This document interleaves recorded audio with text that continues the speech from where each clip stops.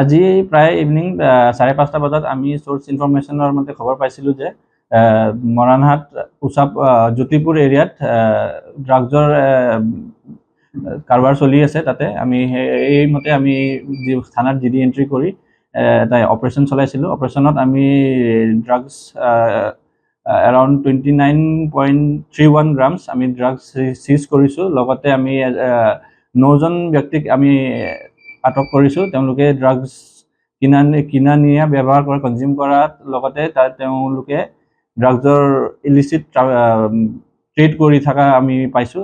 এজন ব্যক্তি স্পেচিয়েলি দীপজ্যোতি চুতীয়া, তেখেতে মেইন কিংপিন। তেওঁ ডিব্ৰুগড় ছাইডৰ পৰা ড্ৰাগছ আনি ইয়াতে লোকেলি তেওঁ বিক্ৰী কৰা বিজনেছ চলাইছিলে। লগতে আমি তেওঁলোকৰ এই ড্ৰাগছৰ বিজনেছত ব্যৱহাৰ কৰা গাড়ী কেইটামান আমি সিজ কৰিছোঁ, 2টা বাইক আৰু 2টা বেটাৰী ৰিক্সা, যি তেওঁলোকে এটা জায়গাৰ পৰা বেলেগ জায়গাত ড্ৰাগছ ট্ৰান্সপোৰ্ট কৰিবলৈ ইউজ কৰিছে। আমাৰ ইনফৰমেশ্যনৰ মতে ফাৰ্দাৰ ইনভেষ্টিগেশ্যন চলি আছে। তেওঁলোকক আমি এই প্ৰপাৰ NDPS প্ৰচিডিউৰ ফলো কৰি সিজ কৰি আমি থানালৈ আনিছোঁ। যিকোনো খবৰৰ বাবে যোগাযোগ কৰক আমাৰ এই নম্বৰত 9181 307 221।